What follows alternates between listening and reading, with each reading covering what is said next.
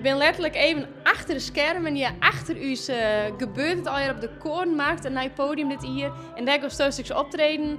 Ja, hoe laat begint het programma?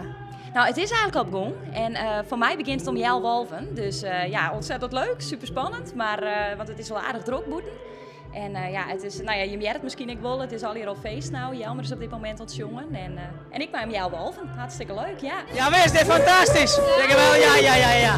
Fantastisch. Het is toch wel stil? Ja, ben ik stil? Het is niet stil. Oh ja, joh, ja. Ja, maar ik denk, je RTV komt eraan. Ik denk, nou mag ik even omhouden. Ja, goeie draf. Ja, dat dacht ik. Nou, fijne jongen, hè.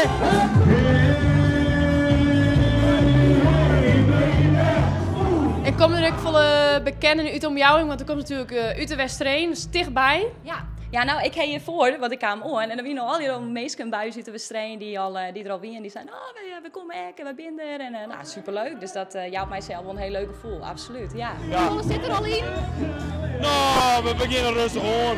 We zijn om 4 uur begaan. Rustig aan. Ja, ja. Bij jongen die jongen wel uit. Kom maar goed. Veel plezier. Leuk fijn jongen. Hoi.